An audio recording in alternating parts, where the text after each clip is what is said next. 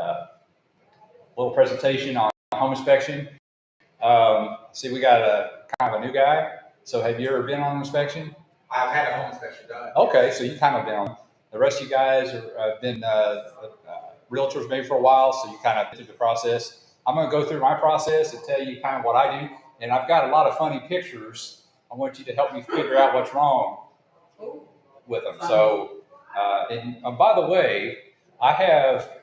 Thank you for coming. I have 2 Starbucks cards for we'll draw. So you got a 50% chance of getting one. So anyway, thanks for coming. So anyway, just a little bit about myself. I'm out of Georgetown. I'm an engineer by trade. I worked for Toyota Motor. I worked for Ford Motor up in Cincinnati, and I worked for Amazon in my career as a facility manager, facility engineer, maintenance manager, all that kind of stuff. So this is kind of my background anyway. And so a lot of people like that idea that I have an engineering background because and the main reason is I'm very detailed. And I'll pass around a couple of my reports, kind of show you that. And so anyway, that's kind of my background. And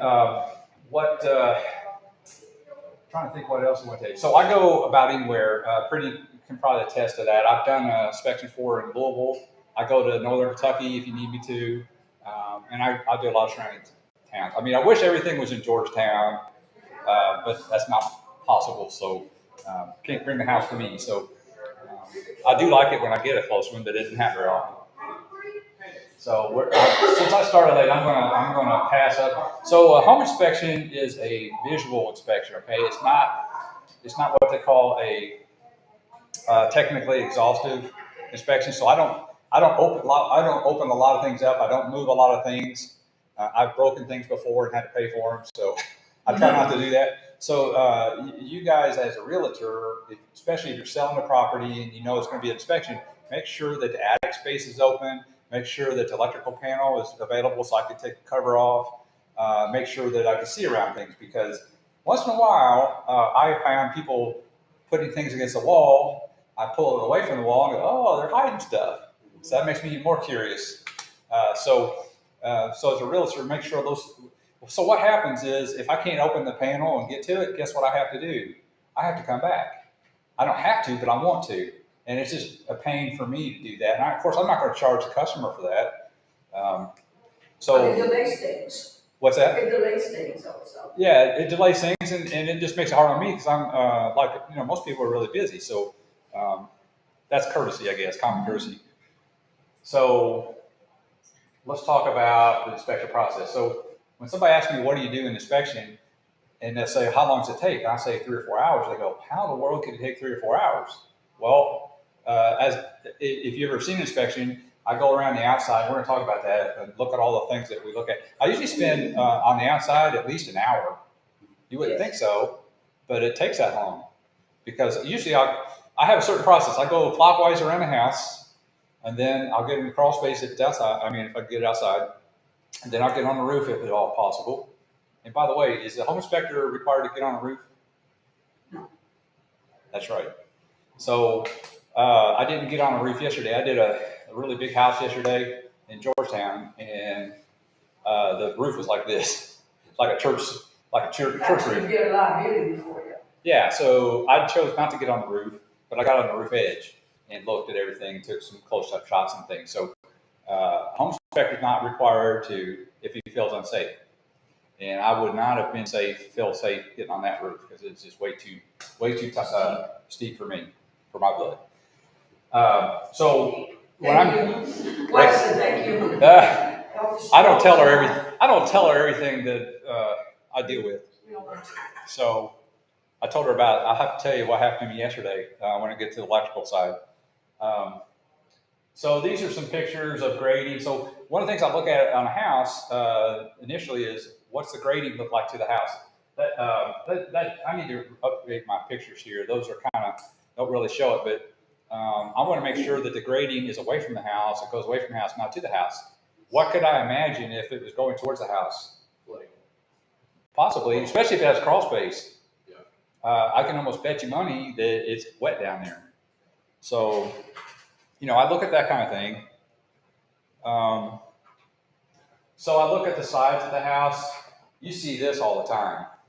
This is vinyl siding. So I recommend, especially with first-time buyers, they're all scared about spending all this money.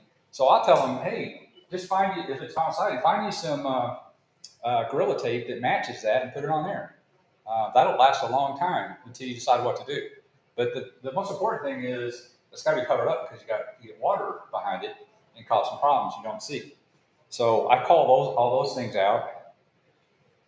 Ryan, before you move off of that, Yeah. is there a way you can tell if it's being tied back or if it's got a big barrier through vinyl siding and you're just picking at it? I can't tell unless There's a hole. I can't tell unless there's a hole in it. Gotcha.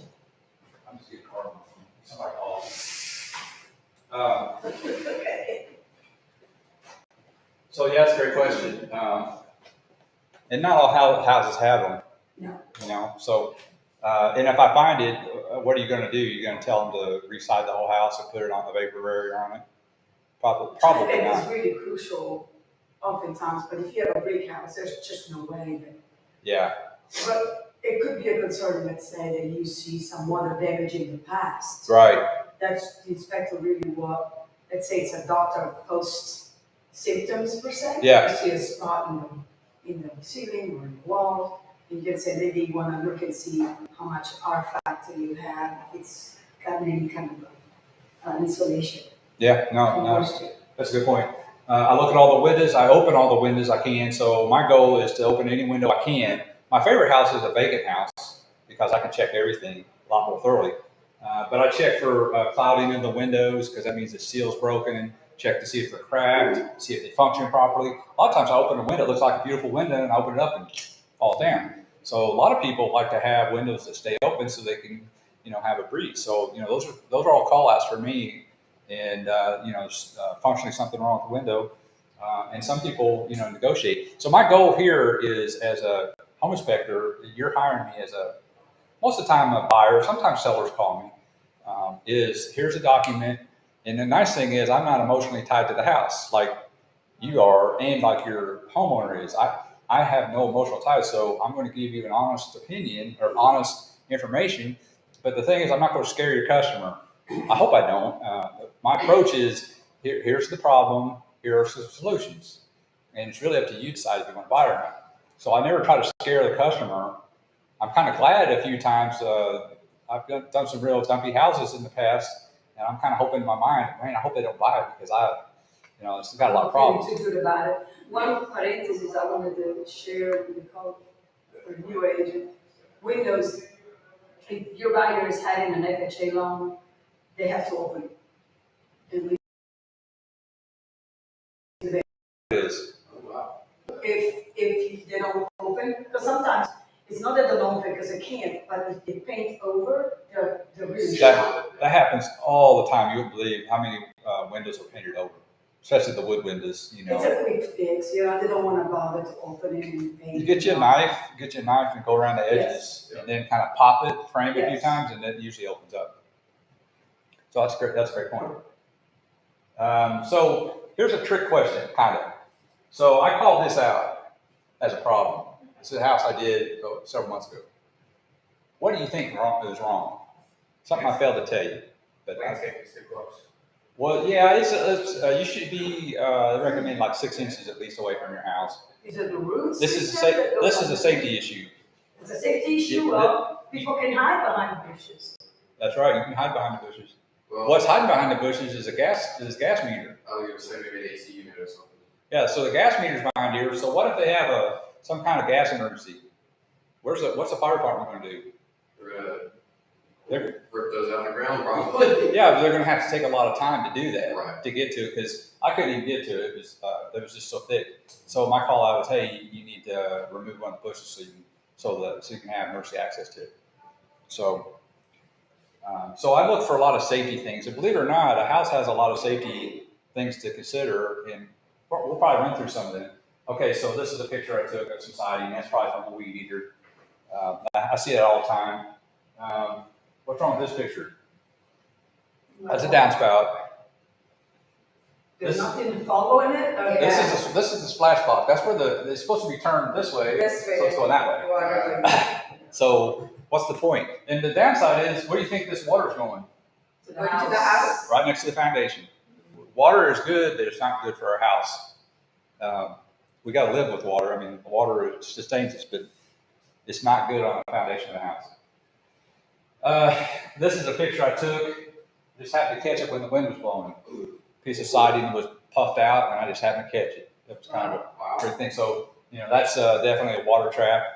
And you'll see this, probably half the houses you sell, the outside frame of the door, a lot of times they're rotted at the bottom. And half the time, I'm always looking. About half my inspections, I always find something like that. So that's a call out. Because eventually that'll rot, and you'll have to replace. How easy to fix is that? Sometimes you can cut this off and put a new piece in. A lot of times, though, when this is rotted, then the door opens and the bottom part of the door on the inside is rotted too. So, okay, so I'm on a roof here. What's wrong with that? That's a sanitary vent that's on top of the roof. What vent? It's a sanitary vent, so that's your vent for all your toilets and sinks. Mm-hmm. What's wrong with that? Looks like it's not sealed. Yeah, so you're right. So it's got a chunk out here, and that's a place of water can come in, and that's a dry rotted vent boot. Okay, so your inspector needs to get on a roof if you can, and especially if it's an older roof, because usually they change those things out when they change the roof. So if it's an old roof, you probably have an old boot, and that could mean it causes leaks. So what do you think I did when I saw that? Where do you think the next place I would want to look at is? Underneath to see if there's water seepage into the vents or anything. Yeah, so I want to go in the attic. I remember this, okay, so now I go to the attic when I get up there and say, let me look around here, see if I see any water. And the attic is also probably even safer for you to go in, because if there's any piece missing in the roof, you'll see it much more evidently, because some stuff might be dry on top, on the surface, but at the bottom, it stays, the wetness stays. Does anybody know what this is? That's a stud finder. No. Good guess, but no. It looks like one. All right, let me help you out. Now what does that look like? Oh, that's to check the outlets? No. This is used. Yes, this is used to moisture. It's a moisture meter, so I can check the moisture content of anything. So I don't know about this. This may not be too. It says it's 4%. So when I see an obvious stain, I'm going to put it on there, and if I see it beeping like crazy, that's an active stain. If it's like 3 or 4 or 5, 6%, it's an unactive stain or inactive stain that happened maybe 5 years ago. Who knows? So anytime I see a stain, if I can get to it, I'm going to use this and another tool. I'll hit it a little later. So every home inspector should do this, and if they don't, then they're not being thorough. So that's good to know. Okay, so let's keep on rolling here. Okay, so the thing I wanted to point out here, this is on top of a roof, and this is called the ridge. This is where the two roofs meet, and they got a cover over it. Anytime you see bare nails, you're going to have nails. You're going to see them on the ridge. That's just normal. But what you want to make sure is that they're coated with silicone or something that will keep the water out. Because what will happen is those nails will rise up a little bit, and that's a leak point, believe it or not, for a roof.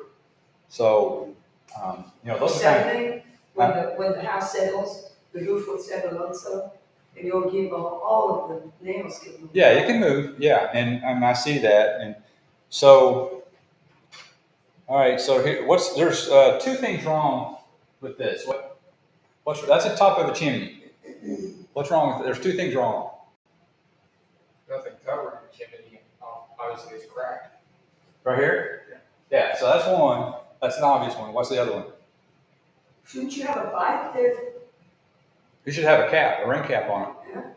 So what do you think? What do you think animals can go? With Santa Claus, right? Yeah, right. Santa Claus. So those would be things I would call out on a report. So the right repair would be just to repair that cap and to put a rain cap on it. This screen in, keep the rain out and the animals. Okay, let's talk about garages. You wouldn't think there's much to look at a garage, but I'm gonna prove you wrong here. Okay, so this is a garage door opener. What's wrong with this picture?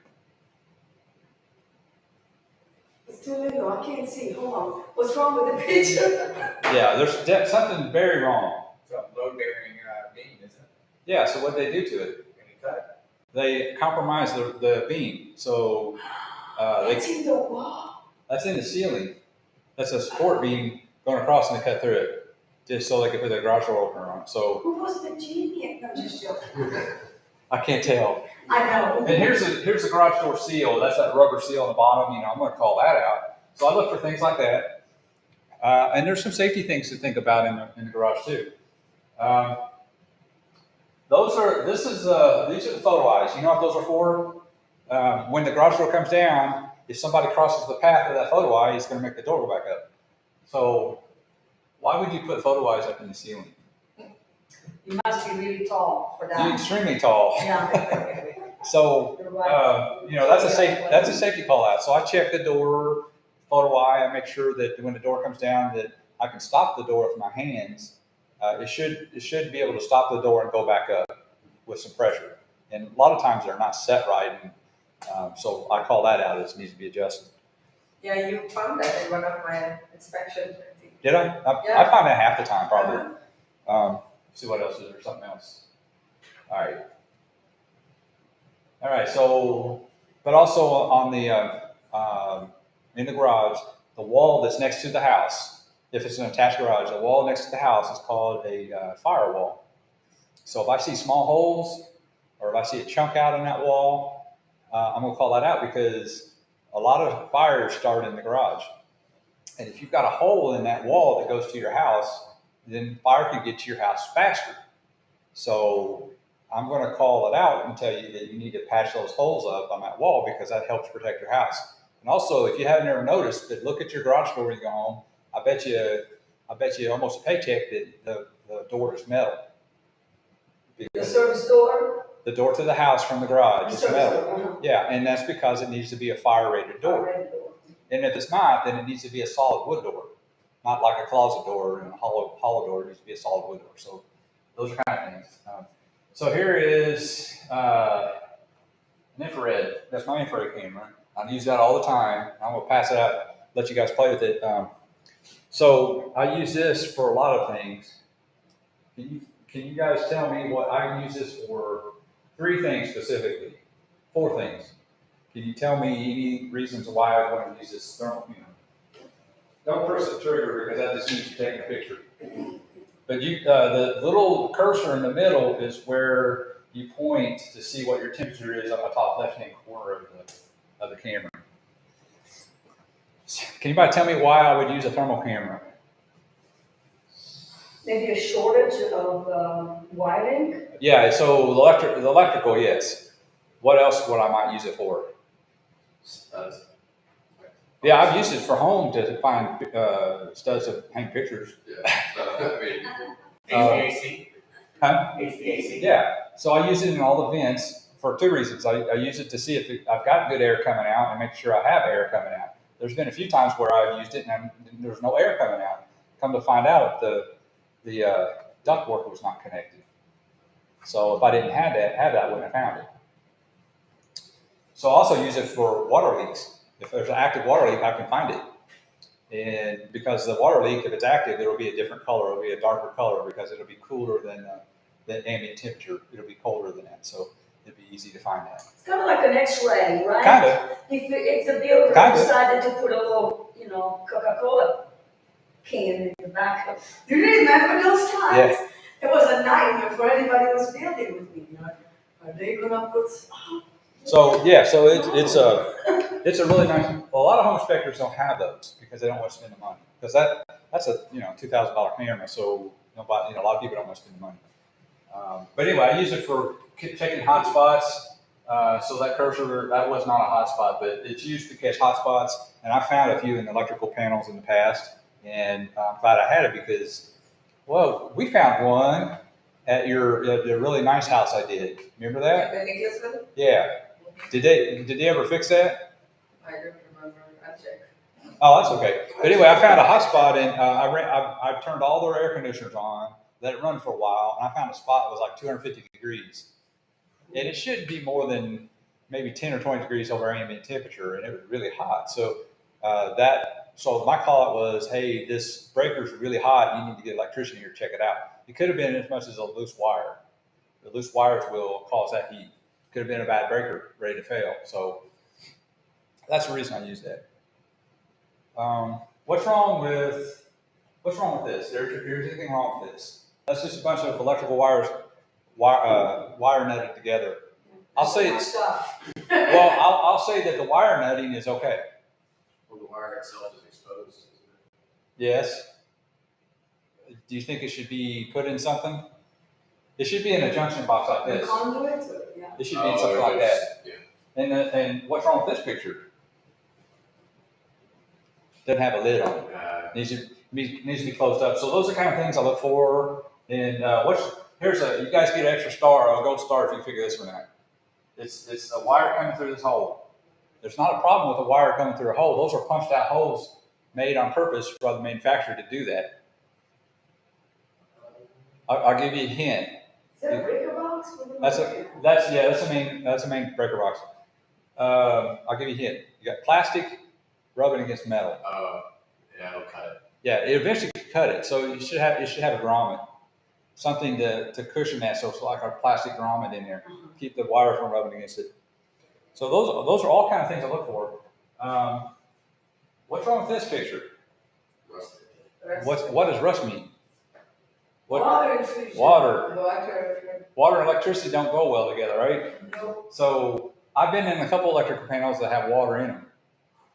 So those aren't the safest. So I was in an electrical panel yesterday, and I'm taking the screws out of the panel because I take the cover off so I can look at this, because I look at various things in there, and all of a sudden, boom!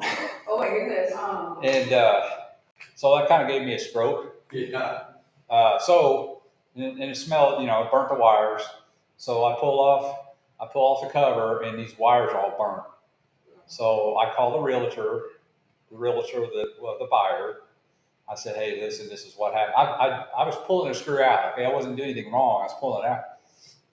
Evidently, there were some wires that are pushed up against where the screw was, and it just took me to move it enough. They were already bare. It just took enough for me to do that to cause the wires to arc. And so she called the owner. It was for sale by owner. She called the owner. The owner got there, and she called her electrician friend, and he fixed it right away. So, but anyway. Maybe they even owe you something because eventually those two wires uncovered. They're not safe for a reason. It could have potentially caused a fire. I don't know. So I know it gave me a heart attack. So that happens every once. That's happened to me a couple times. You just never know. But I look for wire size. I look for double taps. I look for wires that are burnt, all that kind of stuff. And if your home inspector isn't taking the cover off, then he's not doing a good job. So now you're kind of seeing why it takes 3 or 4 hours. It takes a while because you got to do those kind of things. What's wrong with this picture? That's the garage door opener. Oh my gosh. It's a jazz going on. Looks like a bunch of spaghetti. Yeah.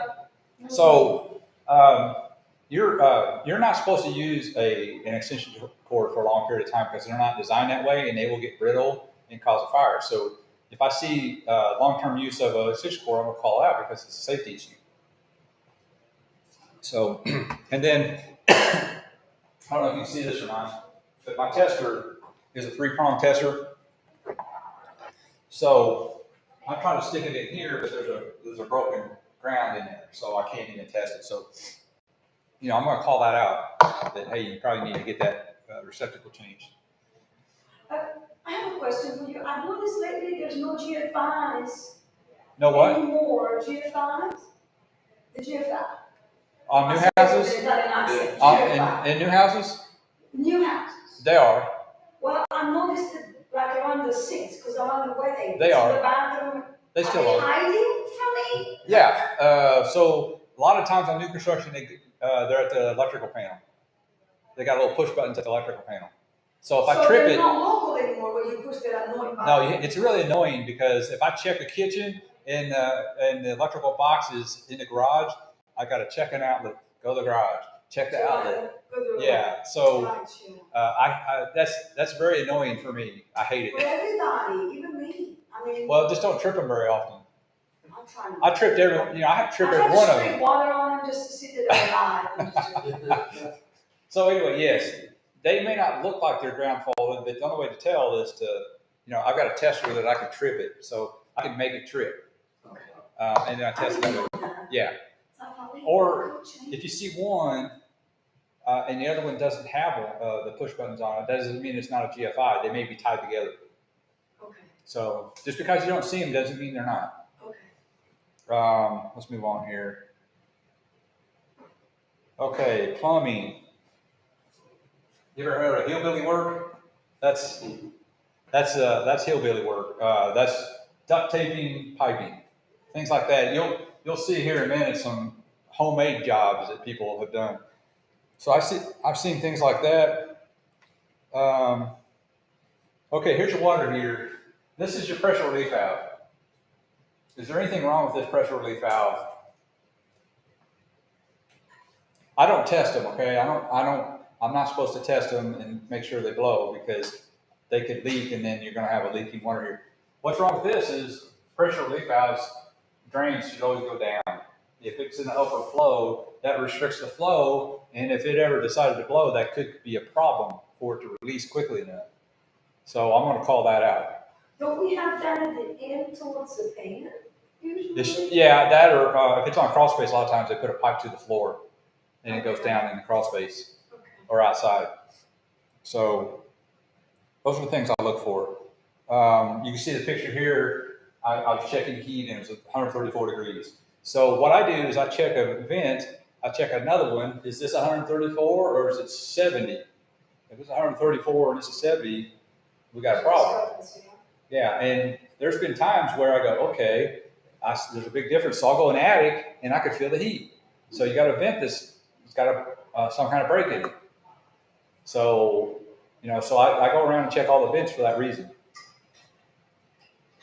And I'll make sure that your outside unit, air conditioning unit's level. I saw the house in winter time, and of course March comes in, and I'm talking, there was snow on the ground. March comes in, and the people come from Chicago, they want to have a sunny day in Kentucky, can only be 70 degrees, and they're fine with that. Turn the air conditioning on, doesn't work. Oops. Well, I know in the wintertime, we're not supposed to. Air conditioning. We're not supposed to test the AC if it's below 60 degrees. Would you get an HVAC specialist? Yeah, I always recommend if I see anything funny on HVAC or heat, I say, hey, get a guy in here to do a PM, a preventive maintenance on it, clean it up. So it's not totally normal for me to do that. Like in summertime, more than likely the heat works if the air conditioning works. I cannot vouch for the other way around.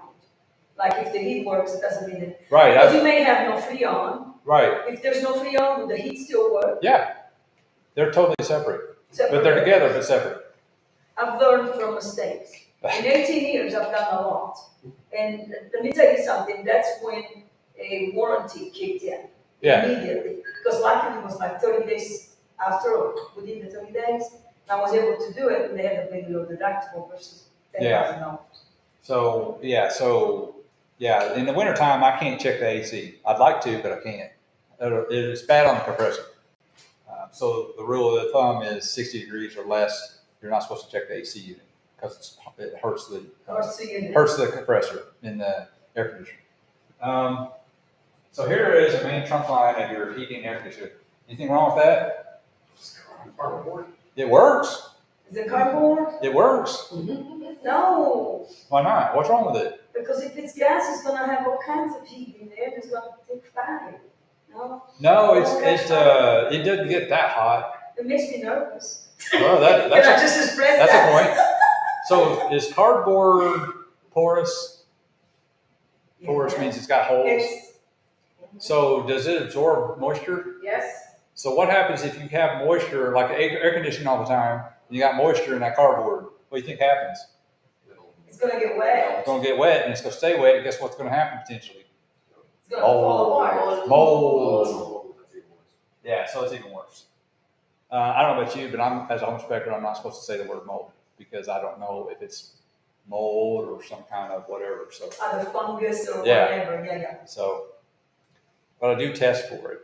And by the way, I offer mold testing. I have swabs and slides on it, and I also can check for air and mold in the air. So I've got the collection equipment, the pumps, and all that to put cartridges out and sample the air in the house to see if you've got bad mold in the air.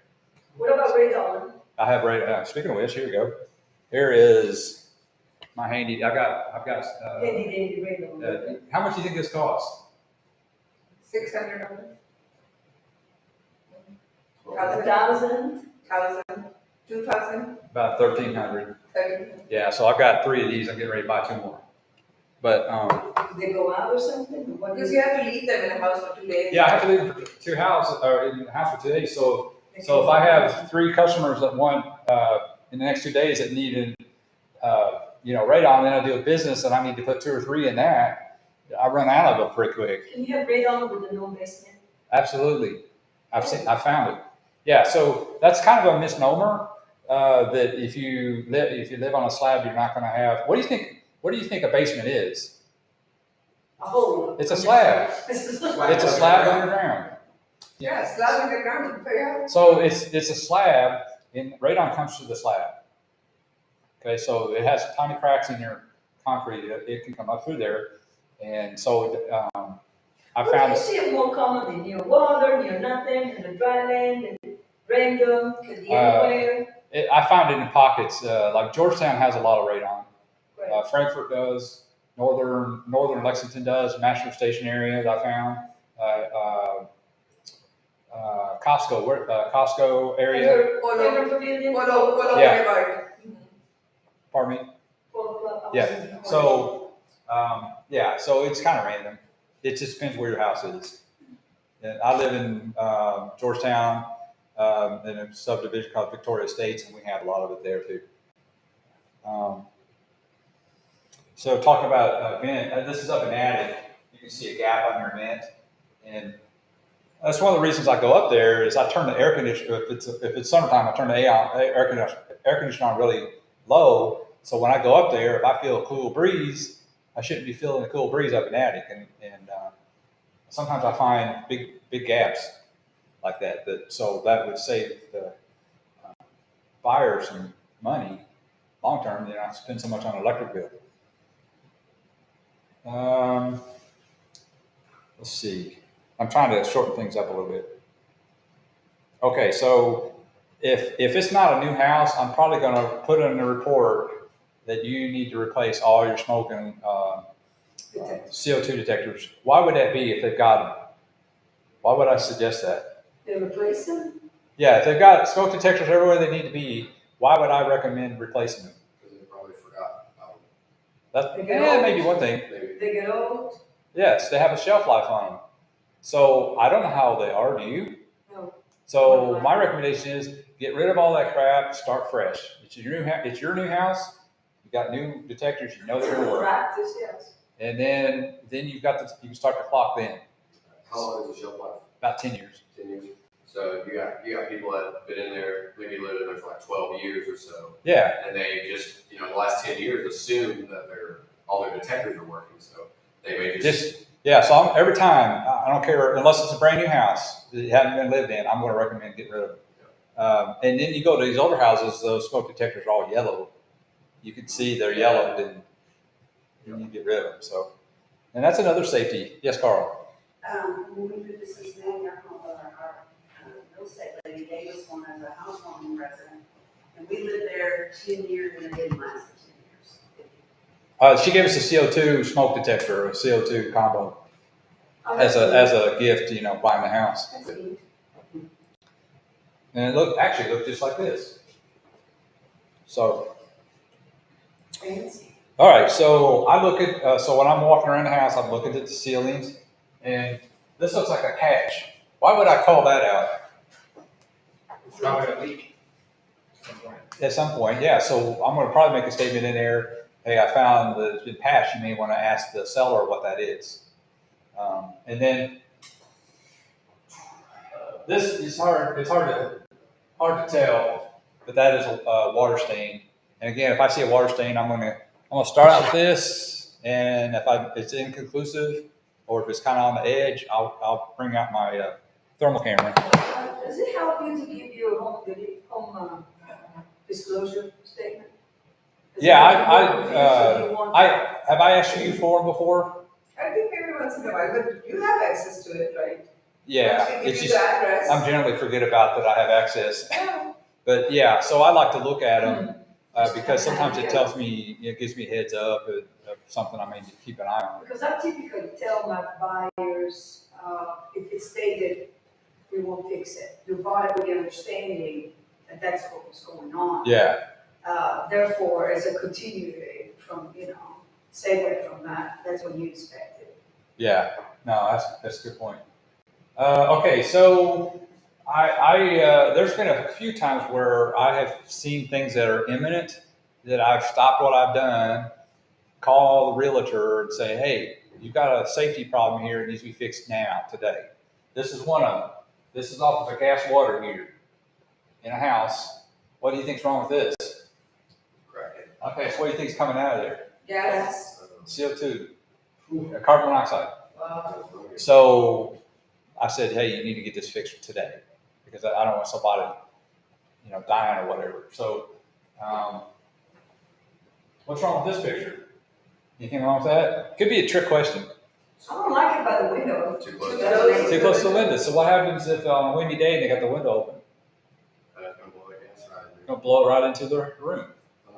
So that's a call out. That pipe should be about 10 feet taller. And it doesn't look natural. Like it doesn't look like it should be there. Yeah, it's there, so you got to kind of deal with it, So Yeah. recommendation is extend the height of it.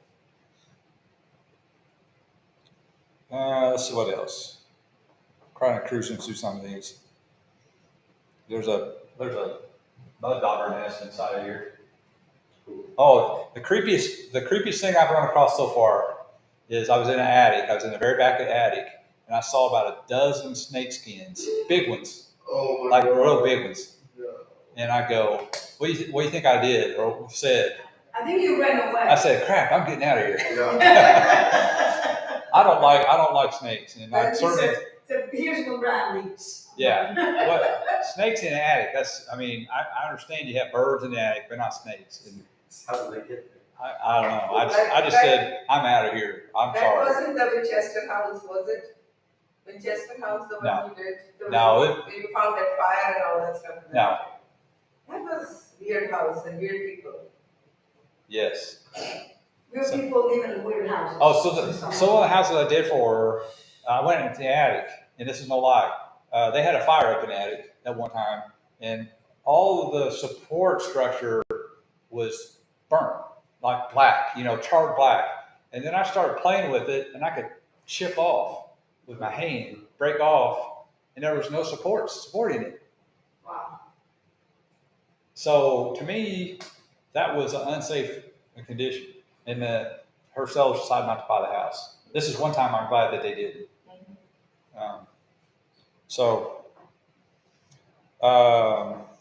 Okay, so back to this. This is attic space. That's what I can't do now. I'm not supposed to move people's shelves and all that kind of stuff. There's no access. Huh? There's no access. Yeah. So again, guess what I have to do later? I got to come back after they clear it. So I do that more than I really want to. But with your customer, if I'm working with a customer, I'm not going to charge them for that. I'm going to go back and do it because I want a complete report for you guys. But it doesn't make me happy. Here's a foundation. Should you be worried about that? No. I hear a no. Anybody with a yes? There's that cracking. You have to watch out for. I think it depends on the tolerance, if it's wider than a quarter, or, Boom. just like the driveways, when they crack, they all rig out, and the house is settling, so is the So- driveway. So that I can't remember if that was a crawl space or not, but if it was a crawl space, I'm going to go inside the crawl space to see if I can see the crack from the inside, see if it's all the way through. But yeah, generally speaking, this doesn't worry me. Like you said, what worries me is horizontal cracking and over a quarter inch, and if it's shifted. Okay, so if I have a block that's shifted like that, they're not right on top of each other, but shifted, that worries me. That's when I'm going to say, hey, we probably need to get a structural person in here to verify that. One thing I was gonna mention about that, the very first time that I had an inspector say you need to bring in a structural engineer. It's a big word, okay? My customer gets all that. I was falling apart. Well, no. That's The just inspector is not an expert, and that's one thing that we need to stress today. Like, he does not know more. It's like you're going to the surface, maybe a foot above underwater, but you don't want to touch it. yeah. I mean, There's nothing wrong with that. inspector. I know a lot of things because of my past, but I'm not necessarily a structural expert. So let's defer that to the structural guy. Same way with the HVAC. I know a lot about it, but if we're having some problems, I don't have gauges, and I'm not going to take gauges and check pressures, all that stuff. That's what the experts do. Well, that's the same thing as a real estate agent saying, oh, you should leave that up to an inspector, because I'm not an inspector. Exactly right. We're not the Or experts. even when they ask you to figure out a mortgage, let's go call the phone. Right.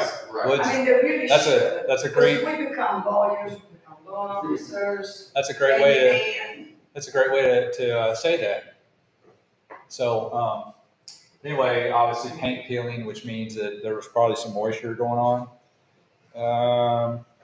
I check it, when I go in the bathrooms, I check the toilets to see if they're loose.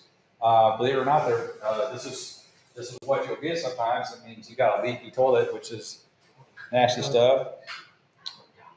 Anyway, that kind of gives you like a little quick summary of kind of things I look for as I'm inspecting. So hopefully you can kind of see why it would take 3 or 4 hours to do an inspection. Because if you've got an inspector, have you guys ever had an inspector that knocked out a house in an hour and a half No, or 2?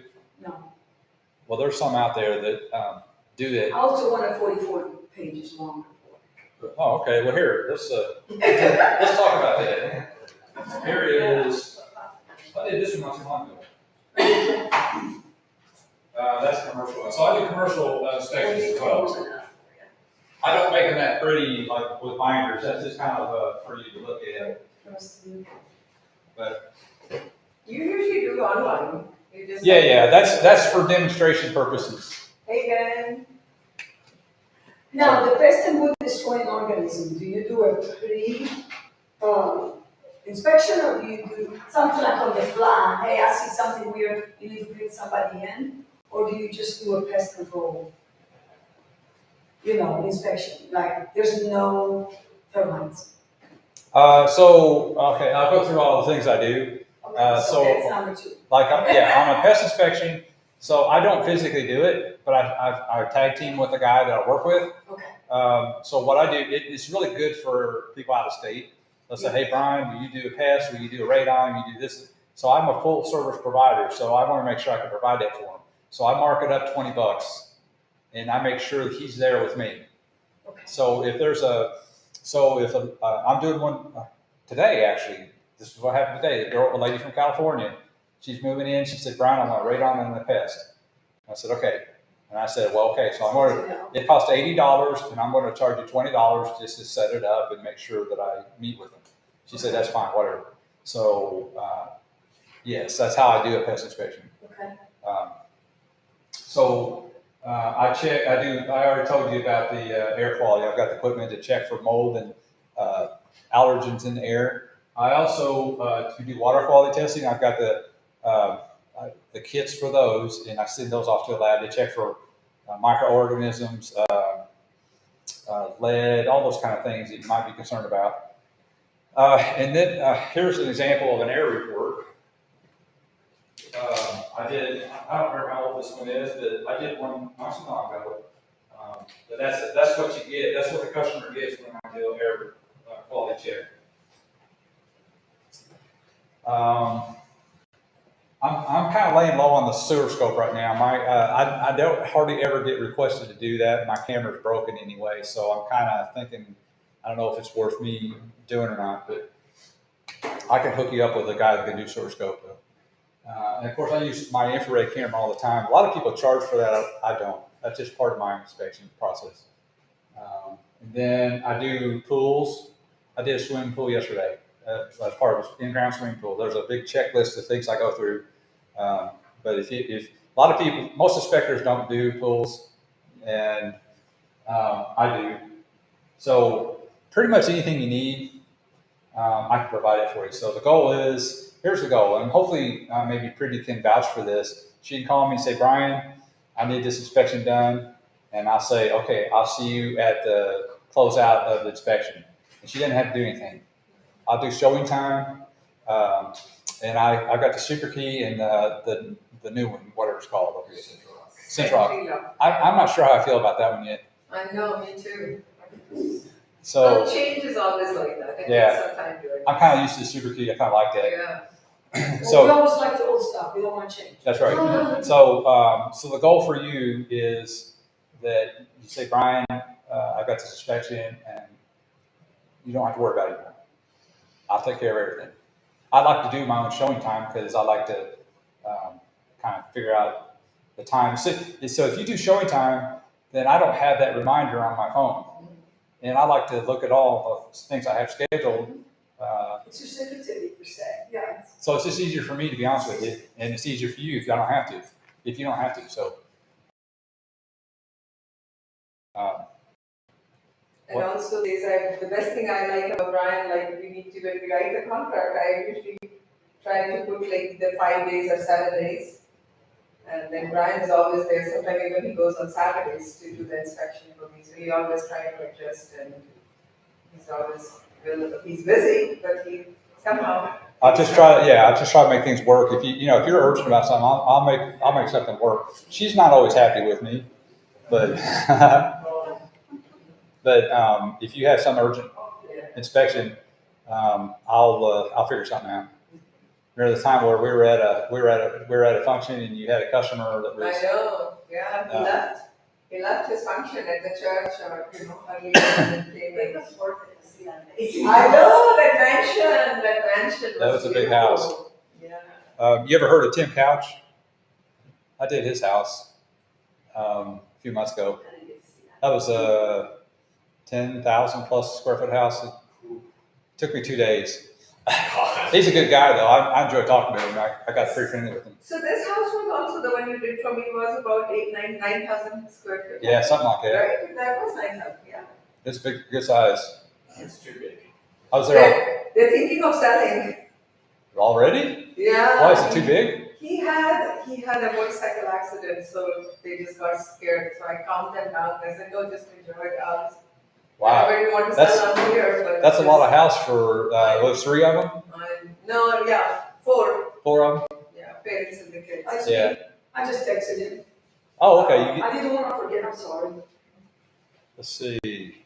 I just told you that I was, the agent is good.